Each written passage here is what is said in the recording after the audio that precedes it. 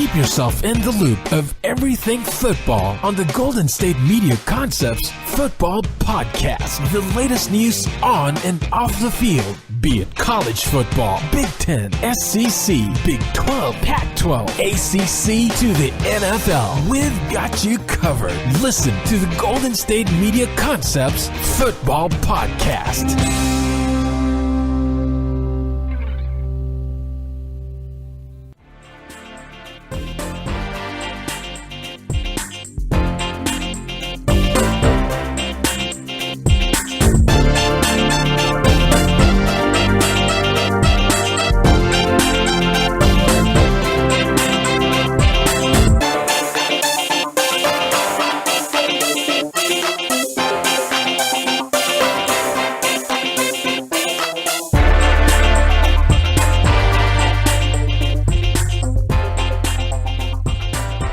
Hello, everybody, and welcome to the GSMC Football Podcast, brought to you by the GSMC Podcast Network. I'm your host, Jeff Malinoff. As always, with me is Mark Souza.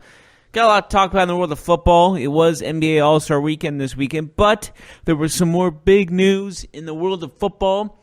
Not only did we have the AAF Week 2 matchups that were still entertaining as Week 1 was, but we also have Kaepernick in the NFL finally settling this lawsuit that's been going on for quite some time. Also, we have comments about Antonio Brown and his thoughts about Ben Roethlisberger and what's keeping them apart, and maybe even the reason he's asking for the trade. So we'll talk about that in later bits, but first we'll talk about the NFL and Colin Kaepernick as they decided for this lawsuit to be settled out of court for up to 60 to 80 million, maybe even possibly under the 50 million mark. But regardless, Kaepernick is getting a boatload of cash, and this seems to be over for the time being. What are your thoughts on this whole situation, Mark? Yeah, a lot of people have, offered their strong opinions over the last few days after we heard the settlement between the NFL and Colin Kaepernick. What we don't know exactly is how much the settlement is for. We've only seen rumors and reports, but as we know with a non-disclosure agreement, it's not like Kaepernick and his people can run out and tell everybody exactly what they were able to get from the NFL. So with all that said, it sounds like he's getting somewhere in between $60 and $80 million for this settlement.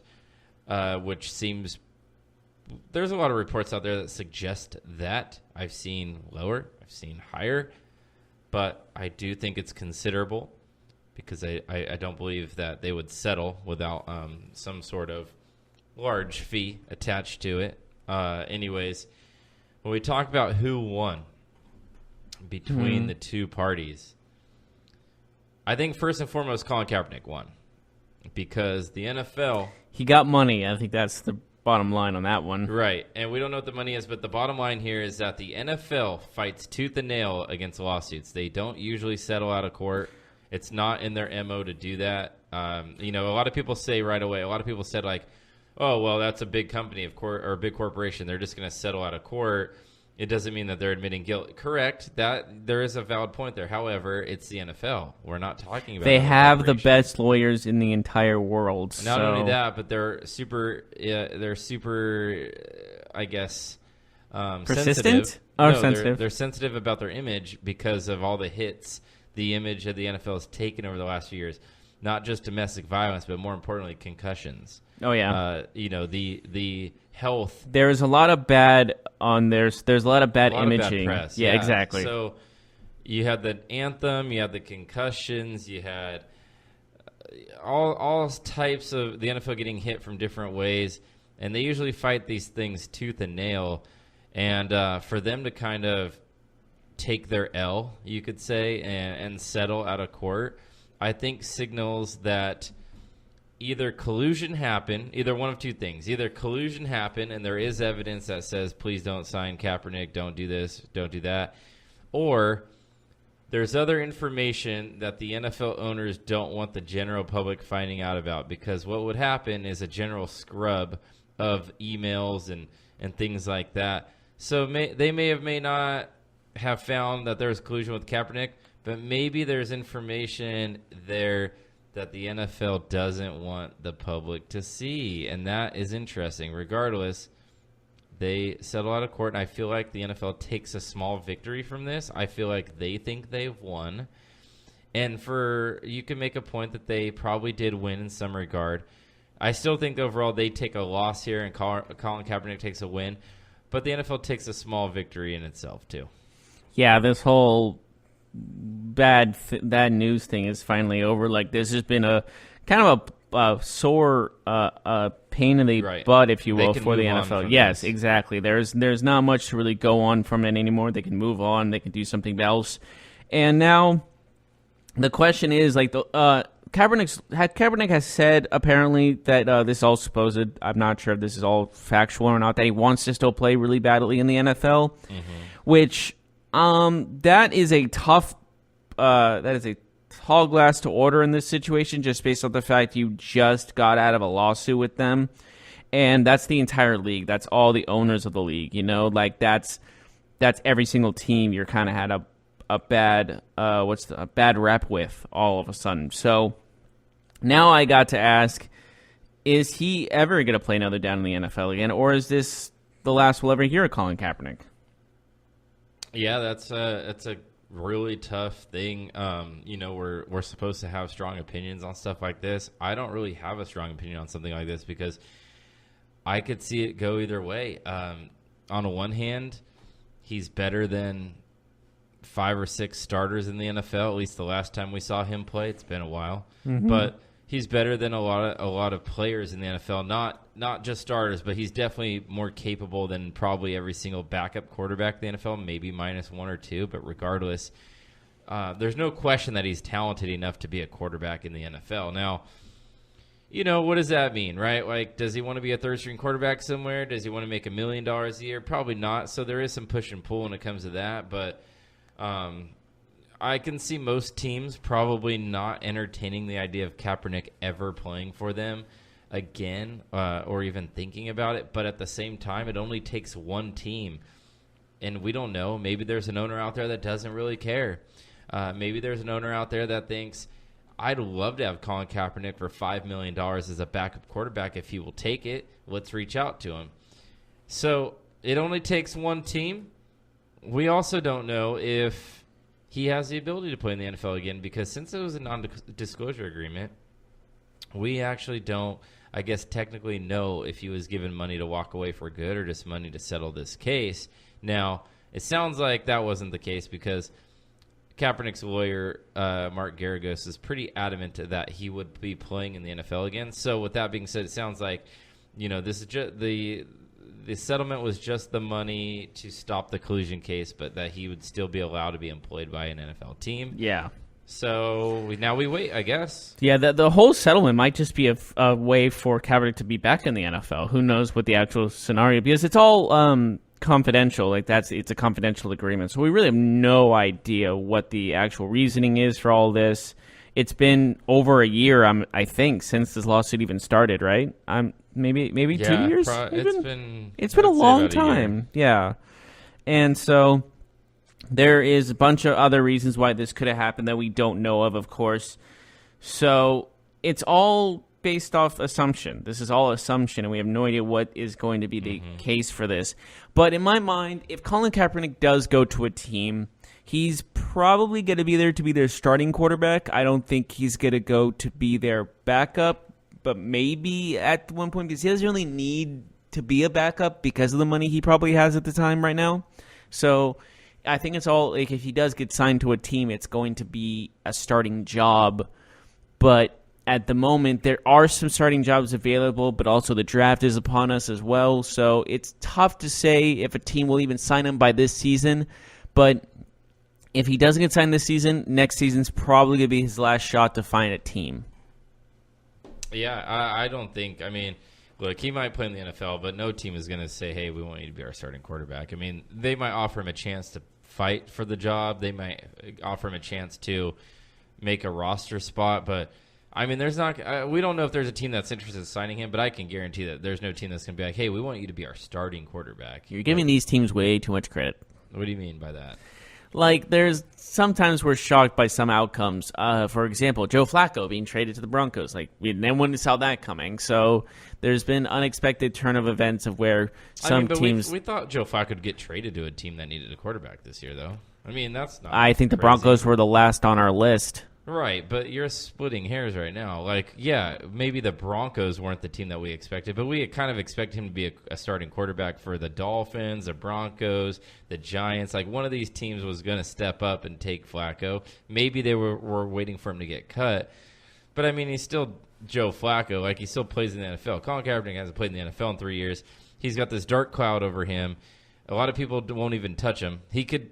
We literally know that teams would rather start Nathan Peterman over Colin Kaepernick. Like, we know this. Well, I'm gonna say that with this is like Nathan Peterman was starting due to the. I think Colin Kaepernick was still in the middle of his lawsuit, so I think that's why he wasn't looked at to be signed. Maybe some teams were interested in signing him, but they're like, this is too much during our lawsuit with him. Like, every NFL owner was involved in this, so there's probably a lot of NFL owners talking to GMs are saying, you can't go with Kaepernick. And there's probably a lot of GMs that wanted to go with Kaepernick. We have no idea just based off this lawsuit. This lawsuit really puts a damper on, like, what really were these front office managers thinking when it comes to finding a quarterback.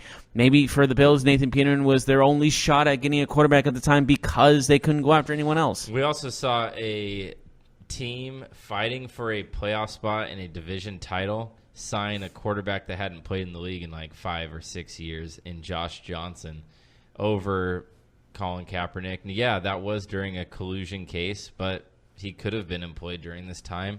We don't know. I mean, that would be collusion, right? Yeah, I don't think he was going to be signed to a team during this whole case. So I think the Redskins were in a desperate situation. If they weren't... We also saw teams not sign him before this collusion case. And that was when he was in the prime of his career. But he was also kind of talking a lot to the media about all this stuff too. Mm-hmm. We also saw the Seahawks bring him in, and then they did not offer him a contract. Yeah, they did bring him in for a workout. Yeah, there's so much we don't know about too when it comes down to how teams feel about Colin Kaepernick. It may not be the fact that they think Nathan Peterman is up better than Colin Kaepernick because he's not. I think it's just because of the fact like they don't want to be involved with Colin Kaepernick during this whole situation. Even before the collusion case even started, it seemed like the whole kneeling down thing of the national anthem really put a damper on what people wanted to deal with. We're just going to go back to what we talked about before. It's not that he's not good enough to play in the NFL. He's clearly good enough to play in the NFL. Is his distraction good enough, or is he good enough to get past his distraction? Because we know that if Tom Brady kneeled for every national anthem, that he would still be the starting quarterback for the Patriots next year. We know if Aaron Rodgers did it, he'd still be the quarterback for the Packers next year. If Drew Brees did it, he'd be the quarterback of the Saints next year. You know why? Because those guys are Super Bowl champions and also, MVP caliber players and Hall of Fame caliber players. They could do something controversial and it would be okay. Well, let me counter that with this. If Colin Kaepernick did win the Super Bowl or he did the kneeling down during the run of where he was the hottest quarterback in the NFL, would he find a job right now? Do you think that slump at the end of the couple of years? If he won the Super Bowl, it would have changed anything because he was obviously a play away from winning the Super Bowl. Like, it doesn't mean you're a better quarterback or a worse quarterback because Crabtree didn't make the catch. You know what I mean? Like, because they couldn't punch it in from 4 yards out. But the thing is that he followed up that season with some tumultuous seasons. Now, say what you want about after the Super Bowl, he went to the NFC Championship game, but after that, he had some trouble. But like during that run of Super Bowl and NFC Championship game, if he did do the kneeling, I think some teams would still look at him very highly because of the fact in his 1.5 seasons as a starting quarterback, he went to the Super Bowl and went to the NFC title game. So far removed that it doesn't matter because all people are going to remember him as the last 3 or 4 years as a starting quarterback in the NFL, which wasn't very good. Now, it wasn't terrible. It was a lot better. And also his team around him was absolutely god-awful. He quarterbacked a terrible football team. He also had Chip Kelly as a coach. He also had Jim Tom Sula as a coach. Like, look, Colin Kaepernick was the least of the 49ers' problems for about those two bad years. You can arguably say he was the last of their concerns because it wasn't they needed a quarterback. They needed everything else. His numbers actually weren't half bad as a starting quarterback. They weren't the worst. Time. Yeah, so I think it's not just based off his play. I just think it's based off just his whole... Right. It's going back to what I said. Yeah. It's the mathematical equation. It's, are you good enough to warrant the BS that we're going to take as a franchise if we sign you. And if you're not, if you're just mediocre or below average, or you're not going to really help us win too many football games, then we'd rather throw Nathan Peterman out there, as silly as that sounds. Honestly, I think if Kaepernick did go to the Bills during that whole slump of quarterbacks, he could have at least put them in contention to win games. I don't think he's below mediocre or anything of that nature. I think he's still a pretty solid quarterback that can start in the NFL. I know it's been 3 years and such. We don't know that. Yeah, I mean, it's been 3 years, and he's 31 years old now. It also doesn't mean he hasn't been training, hasn't been in the gym, hasn't been working on his but stuff. He hasn't played against an NFL defense in 3 years. I see what you're saying. Physically, he should be okay, and I don't disagree with that. But his flaws were always mental. His flaws were always the mechanical part of the game. And not playing and not being coached and not being,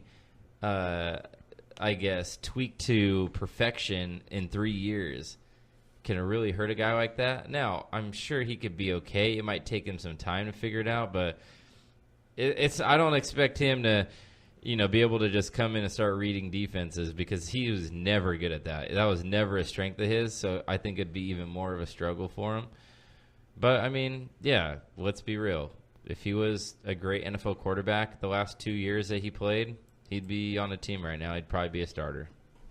Yeah, true. There's still a lot of questions about him and how he's going to play. But honestly, with all the quarterbacks we've seen in the last couple of years, he would be an upgrade for most teams, honestly, in this situation. But, of course, I think the main problem with this right now is there are multiple quarterbacks in the draft that are looking pretty good, and that's why he's probably going to get not picked up this year.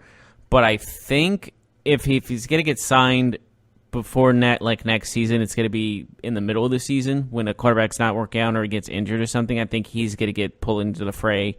That's his best shot. Mm-hmm. That's all. I don't see him getting signed this offseason. But during the season, I think there's a good possibility.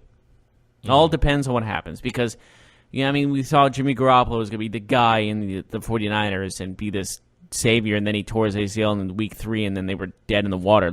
Stuff like that can happen, and then the Nathan Peterman thing, it just speaks for itself. So it was like Tyrod Taylor with the Browns and Mayfield coming back. If there was no Mayfield, then what would they get to do? There's still so many questions to be answered when it comes to the NFL season, because all of this can happen with any team. Mm-hmm. So we'll see how that all goes down this season. But I think this whole Colin Kaepernick era with the NFL problems is over. I truly believe that, and I think it's just time to move on from all this. Yeah, so the question will remain. Will moving on mean an NFL team signs Kaepernick or brings him in a training camp preseason? We'll see. There are a number of teams out there that could use help at quarterback, but there are also a lot of decent free agents out there as well. So It may take a big injury or two before he's actually considered. Yes, absolutely. Any other comments about Kaepernick? No, I think we are probably good. All right, then we will take a break. When we come back, we'll talk about Antonio Brown and his comments about his maybe possible former quarterback, Ben Roethlisberger. So we'll get right on that when we return.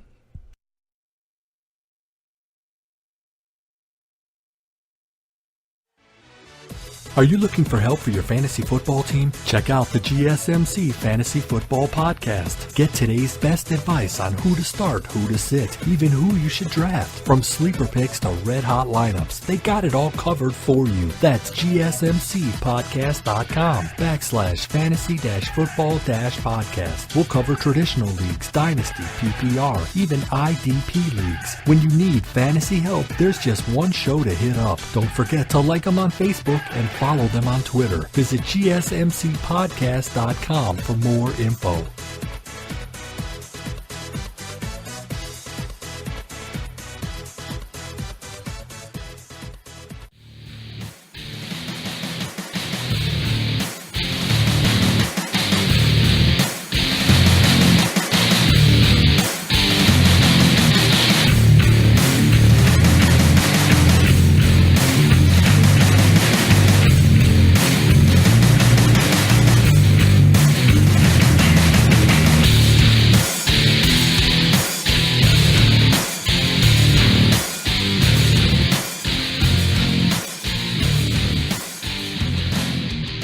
Welcome back to the GSMC Football Podcast. For those just tuning in, I guess. Well, you can't be because we're not live. We're recorded.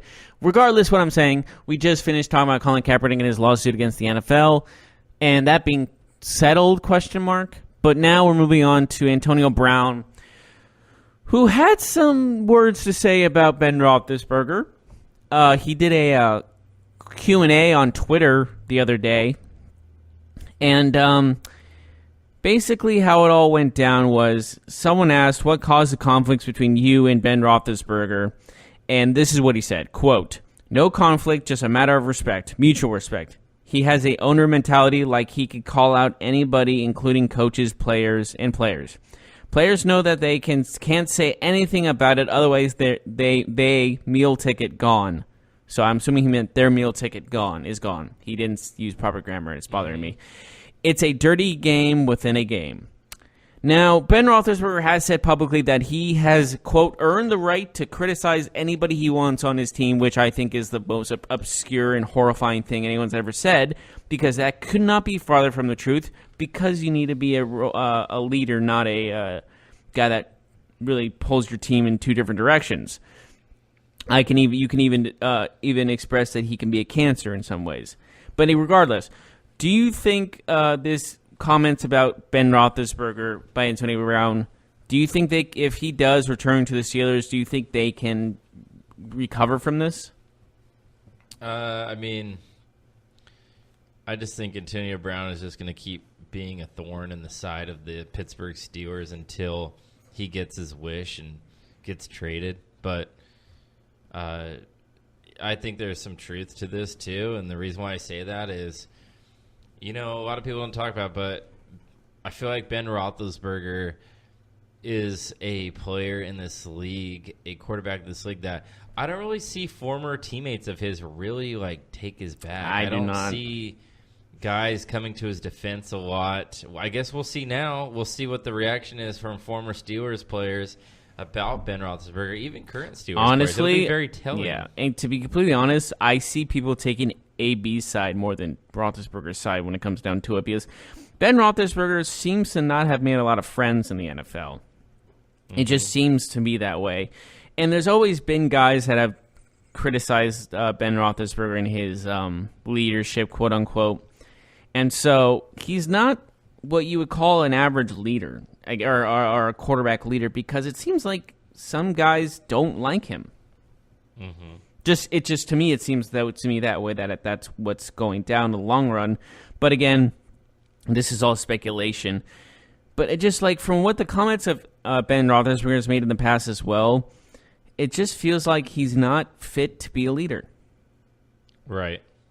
Maybe he doesn't know how to lead. Maybe he thinks it's this way, but it's really another way. I really don't know. But there are some question marks about Ben Roethlisberger's character. Yeah. It's something that I think continues to loom over this team, but it doesn't seem like Roethlisberger may be the easiest player to play for.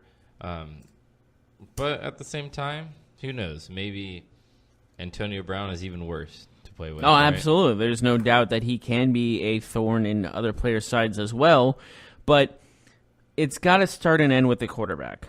Quarterback has to be the leader. Quarterback has to be the guy that you can rally behind and help out and be close to. I understand wide receiver is an important position as well, but of course, when you're looking at position and who is more of needs to be more of a leader, it's gonna be Ben Roethlisberger. And I know he's won 2 Super Bowls. I get that, but like you said, I haven't seen anyone praise Ben Roethlisberger after they finished playing with him. Like you expect some to. I haven't seen one. And that's a big problem, honestly. And that's a big problem when in regards to the Steelers. Is it a Steeler mentality, or is it a Ben Roethlisberger mentality? Maybe he was groomed into becoming this kind of almost selfish quarterback by the Steelers. Who knows how this all transpired? Maybe he was like this in Miami of Ohio. But it just seems to me that Ben Roethlisberger is not cut out to be a leader. This is my opinion, of course. But it's a little late to say that, right? Yeah, true. But honestly, Talking about like a 36-year-old quarterback? Yeah. But what I'm saying is, like, if you are not praised by at least one player on your team. I mean, he might be. I just don't remember it happening. If it's a third-string player, that's one, like, I don't really care. But if it's one of the top players in the NFL and they were on a Steeler, I've heard nothing. Troy Polamalu, James Harrison, I've heard nothing from these guys that have been former Steelers. Jerome Bettis, even. I haven't heard anything about him. Hines Ward especially. Like, that was one of his go-to receivers. Antonio Holmes got him in. Antoine Randall L. Oh, my. I forgot about him. He threw a touchdown pass in the Super Bowl. Or Antoine Randall L. The quarterback version or the wide receiver version? Remember, because he threw a touchdown pass. Mm-hmm, he did. In the Super Bowl. The Steelers had a couple of former quarterbacks play with. The only time Hines Ward was also a former quarterback, too. He was a quarterback at Georgia. That is true. But when you're looking at Jerome, back to Jerome Bettis, he actually did thank Ben Roethlisberger during his Hall of Fame speech, but only because he made that shoestring tackle during their run to the Super Bowl against the Colts in the playoffs. Nothing else. So it wasn't like thank you for being a friend or thank you for being this. It was just thank you for one shoestring tackle that helped me win a Super Bowl. So obviously, Ben Roethlisberger's personal life doesn't really seem to be, well, what's the word I'm looking for? Maybe, I hate to say it, but when he made those comments about he's earned the right to criticize others, it made me feel like he's almost, at 36, he's still immature. Mm-hmm. And it really bothers me to say that. Maybe. It just seems like he is a tough guy to be teammates with. Mm-hmm. I don't know. He kind of seems, I don't want to sound putting him down or anything, but he comes off as selfish, doesn't he? Mm-hmm. He's a great player. He's a great quarterback. Future Hall of Famer, I would agree with that. But, man, as a team leader behind the scenes in the locker room and stuff, he is not a Hall of Famer in any aspect. On the field, definitely. But off the field, no. I really don't see it. And that's very unfortunate. And you can also say that he's also a factor of why Antonio Brown wants to leave. He also could be a major reason that's the reason. Yeah, maybe he is. Mm-hmm. Yes. Bottom line is, Antonio Brown said these things, and it could also mean the death of any type of patching up they could have together. Because I don't think these guys can get along after this. Right. I don't think they were getting along regardless, to be honest with you. But bottom line is, this seems like the end for Antonio Brown on the Steelers, because I honestly do not see any way, shape, or form he plays for the Steelers next season. Well, I mean, we talked about it. There's a lot of money and stuff going on here, so I think Antonio Brown's making it to a point where they don't even give the money's a problem, sure, but he's pushed into a limit where they're like, you know what, screw this. I promise you, $20 million means something to the owner of the team. Yeah, but I'm just saying that others are going to be trying to convince their owner, we just got to get rid of this guy. I can't stand him, or so on and so forth. Hey, he certainly might be on a different team next year, but I would think that you would be, a little naive if you're not looking at the financial implications here. It's not like it's a $5 million. I'm not being naive about the implication. I know what the cost is. It's dead cap. It's worthless money basically that they're going to give up. But man, and you're giving up. You're getting hit hard twice. You're getting hit hard by losing one of the best wide receivers to play the game of football. Plus, you're paying somebody else to take him for $20 million. That's a double. It just reminds me a lot of I know Terrell Owens coming out of the Niners wasn't the same way money wise, but it's off the same way in how Terrell everything's Owens happening. Leaving the 49ers, one of the worst moves the 49ers ever made. But you're looking at how it all happened, how the trade happened. A lot of the same things are in place the same way Terrell Owens is. I'm just saying that the 49ers, that trade, getting rid of Terrell Owens for a defensive end and a third-round draft pick, I believe it was at the time, was such a bad move. But they wanted to get rid of him as fast as possible. Oh, I get it. Yeah. They regretted it. You know? Yeah. But it was in the moment type of thing, and I think that's what it's going to lead to is the Steelers are going to be in a moment where they're so PO'd at Antonio Brown. I think if there's no financial implications, he'd be gone for sure. But I just think you cannot.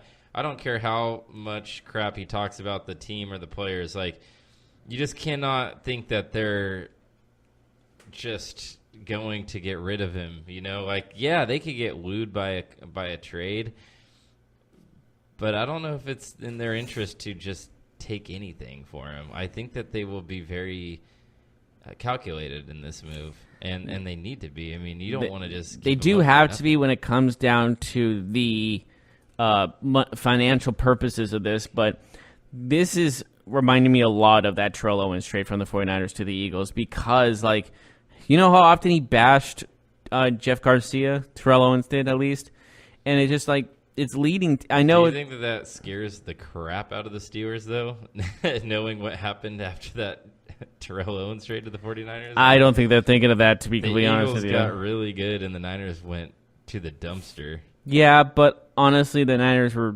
heading that direction regardless, because Jeff Garcia was going to go anyways to the Browns. That was already probably destined to happen. So it's all one of those things in where it's just that's how it goes. It just that's where they were both destined to go. Like, the Niners had their run in the 90s, and this was going to be the end of that run. And it's just one of those things where you look at the facts of this isn't looking good for the Steelers. And I know you've said this 100 million times, they don't rebuild, but we might be in a place where they are going to rebuild. Never seen it happen. We'll see. Well, I think we're about to see it, because I don't see this as changing anytime soon. Like, this is getting to a point where this team is falling apart as we speak. Mm-hmm.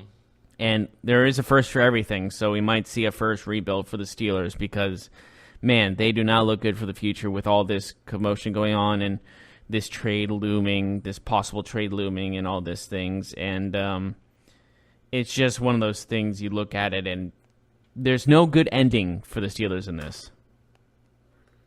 The Steelers are getting screwed one way or another.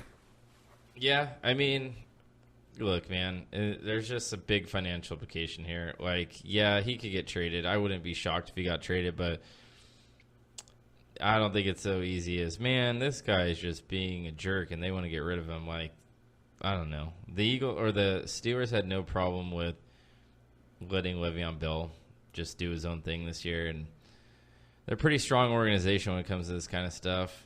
But we'll see, man. We will see where Antonio Brown plays next year. It's not out of the question that, they just reconcile and he plays for the Steelers this year. It's not.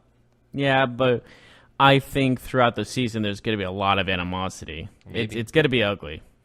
Yeah, but we're talking about, like, this didn't just start yesterday. You know what I mean? Like, Antonio Brown, Ben Roethlisberger, there's been a lot of egos on the Steelers for, like, the last decade, Maybe even longer than that.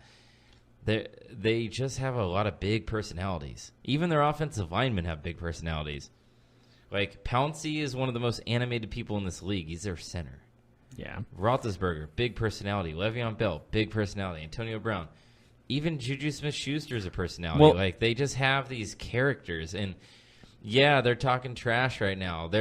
This might be headed for a divorce. We already know Le'Veon Bell's pretty much gone. The Steelers are putting a transition tag on him. They just announced that. They are putting the transition tag on Le'Veon Bell, which means they now have the right of first refusal. They could technically bring him back, and he has no say. Yeah, and after what happened throughout that, and like him not playing the entire season, that's not a good sign of things to come, to be completely honest with you. It makes sense for the Steelers, though. Like, it makes total sense. They only can use a transition tag on one player. There's really nobody else on the team that they can use it on, so it's one of those, you either use it or you don't, but you only get one option. You don't, like, get to bank it. You don't get to add it on to a future use. But what's stopping Le'Veon from just holding out again? Nothing. Yeah, exactly. So he would be crazy to do it again. Yeah, but again, it's one of those things, and I wouldn't be surprised if he didn't. You know? No. He ain't doing it again, man. Come on. Le'Veon Bell surprised me throughout this entire season that he did it. But he held out for 1 year. He's not going to hold out for 2 full NFL seasons and then not get paid at all for 2 seasons. Like, that's not happening. Well, I just don't see him playing for the Steelers again. I don't know. I don't care what they transition tag, franchise tag. tag, have a choice. Your mama's tag. I don't care. I don't think he's playing another down for them. I think he's willing to sit on that bench rather than play another down for the Steelers. I still think that a team is going to sign him to a big contract, and the Steelers will not use the right of first refusal. They'll say, yeah, we're not going to match that. I think that's how this ultimately ends, but if he doesn't get the contract that he's looking for and it's reasonable for the Steelers, they'll probably just re-sign him, and then he's going to play. Mm-hmm. You know? Yeah. But this whole, everything Steelers is happening is not benefiting for the Steelers in the slightest. This is all hurting the Steelers. Mm-hmm.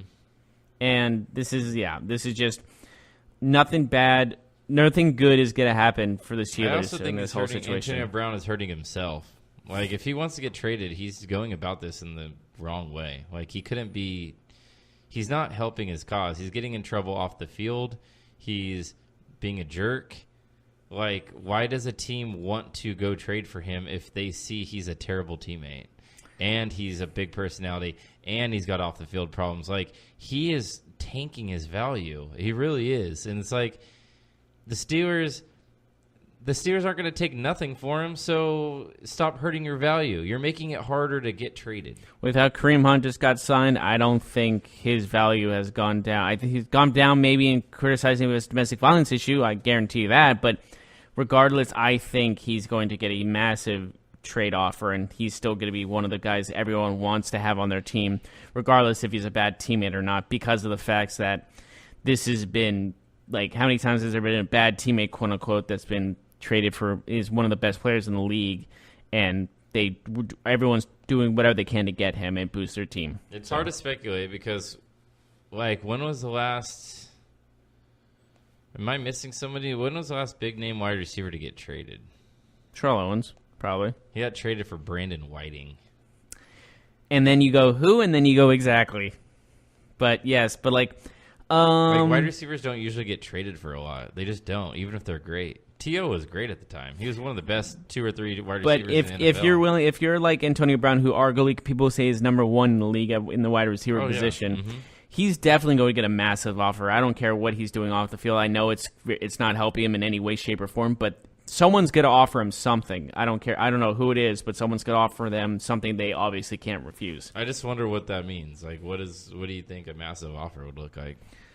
I'm thinking multiple draft picks. Like what? Picks? Like first, second, maybe a future second, and maybe add another first to that in the future. Like, I can easily see someone taking that, thinking they can win now, and they're like, oh, those draft picks are going to be useless because they're going to be in the highs if we have Antonio Brown. That's what they're probably going to think if they're going to do that trade.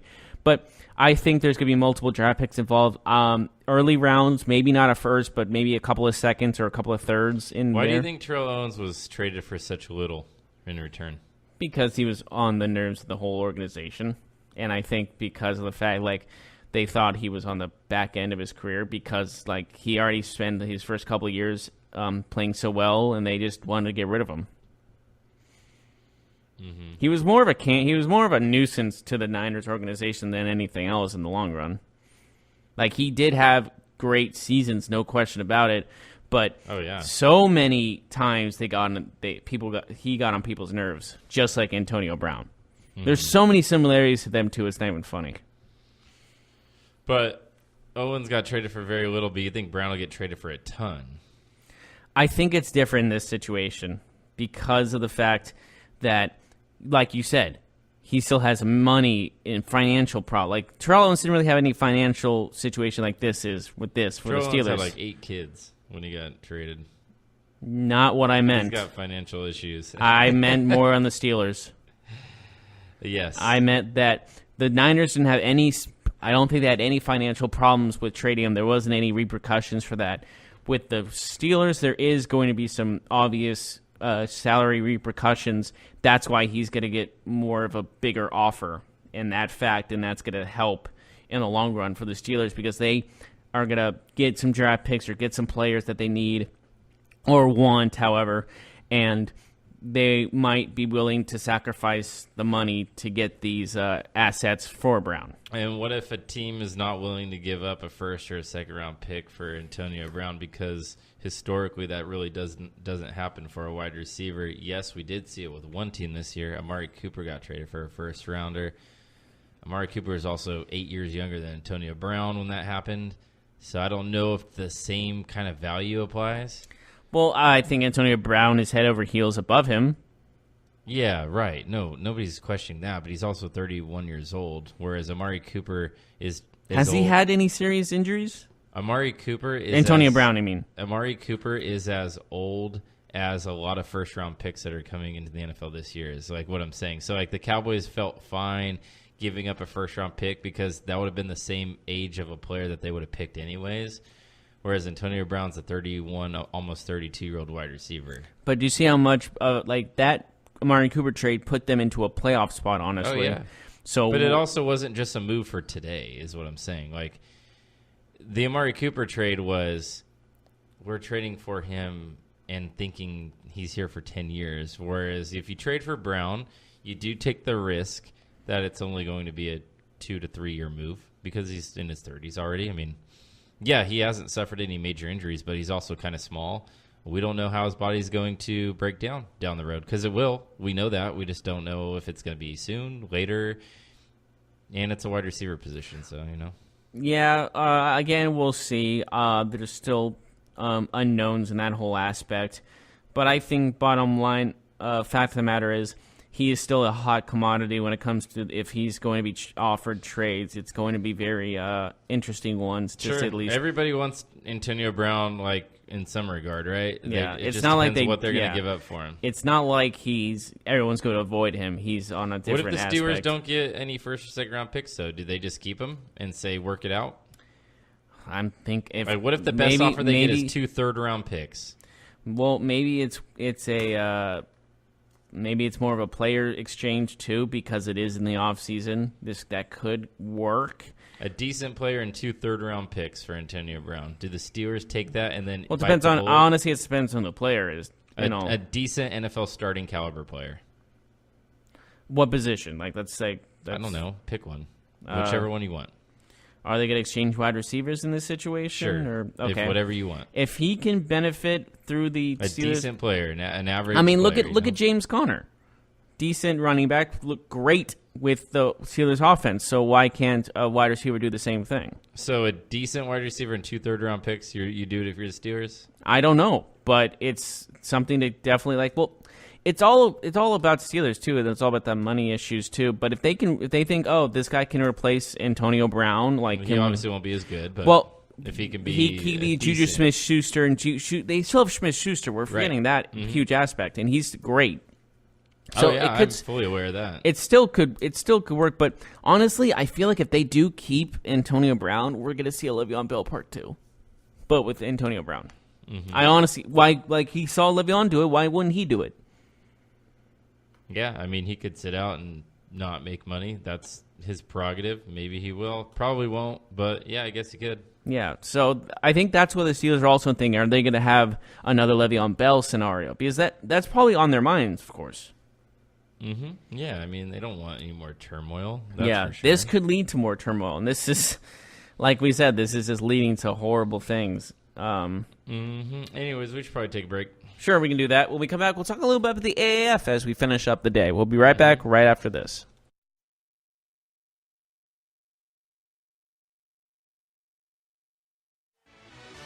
Check out the show that's built on the MMA. From the UFC to extreme cage fighting, they got the fights covered. Check out the GSMC MMA podcast. Get the latest news on past or upcoming fights. Join us as we talk to and about some of the biggest names in the MMA, past, present, and future. When it's the fight game, there's just one show to check out. GSMCpodcast.com/MMA-podcast. Don't forget to like them on Facebook and follow them on Twitter. Visit GSMCpodcast.com for more info.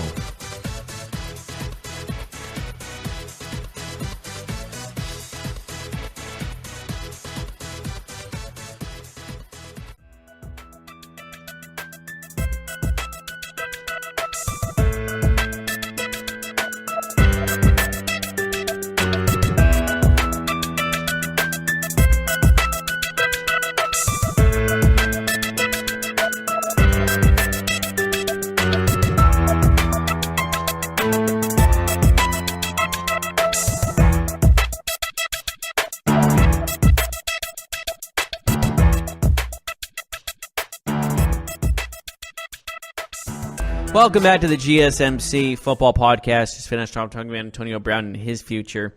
Now we'll talk about the future of football because the Alliance of American Football League just had its Week 2 matchups, and there were some exciting games going on.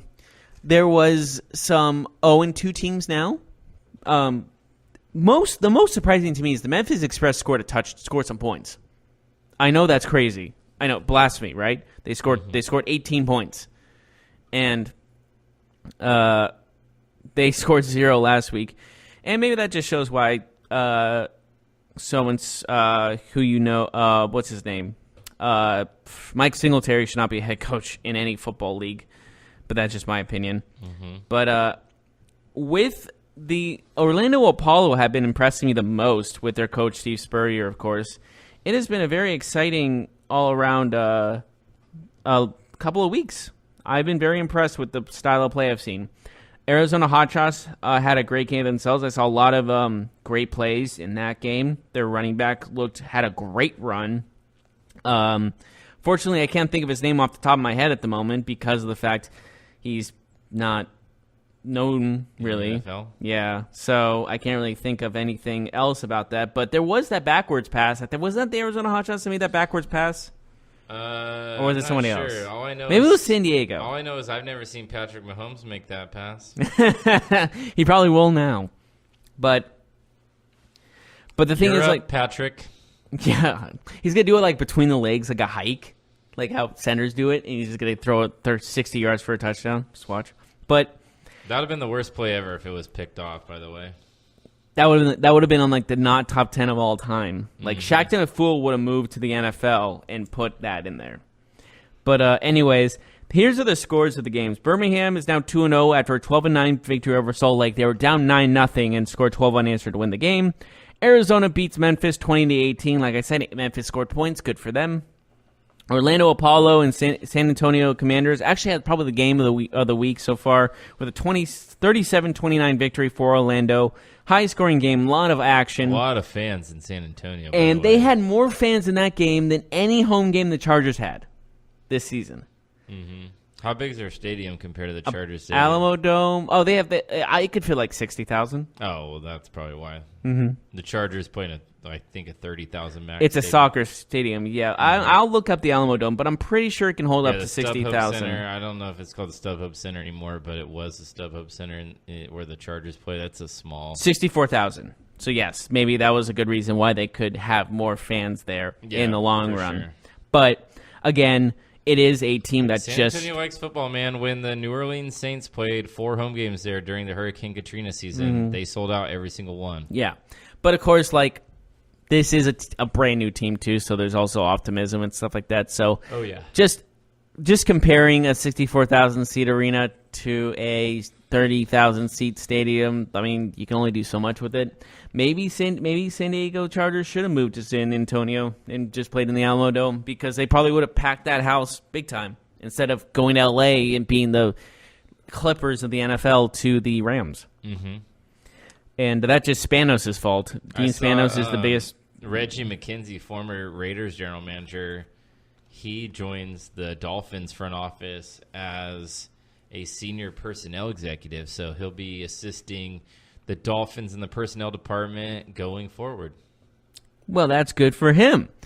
And I think that's looking good for him in the long runs. Like, the Dolphins are in a rebuilding phase, obviously, so he has time to build. He's going to get fired from the Raiders, that's for sure. Yeah. When Gruden took over, it kind of rendered the GM. I mean, look at their GM now. He's basically just a puppet. Yeah, I mean, but it's a guy that Gruden appointed. So, well, he's mainly doing the scouting for college players, in my opinion, because Gruden doesn't have the best history with calling out good quality players in the draft. Because he did say Nathan Peterman was going to be a potential great player in the NFL. That's all you need to know. And he also liked Johnny Manziel as a future quarterback. But I mean, he was kind of like Skip Bayless a little bit.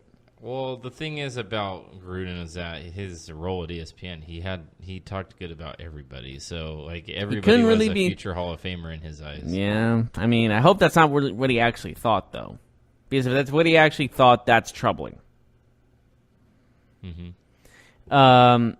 But I think it is this relationship between him and Derek Carr is going to end also very soon. Maybe not this season, but next season. I think there's going to be a new quarterback in Las Vegas when they get there. Well, if it's going to end, it might end this year because of the potential out in the contract. After this year, they owe him a lot of money. Yeah, which I think it's going to be outed. I don't see any reason they're going to keep him unless they're just being the Raiders. You know what I mean? It seems to me that this seems like it's going to this is not starting off so hot. This isn't a good relationship, so it's not going to continue. Right. Anyways, I think that's it for today. Please join us tomorrow as we talk about more in the world of football. Maybe Antonio Brown will have more tweets that we can discuss. We'll see. But we will see you tomorrow. Yes, have a good day, everybody. You've been listening to the Golden State Media Concepts Football Podcast, part of the Golden State Media Concepts Podcast Network.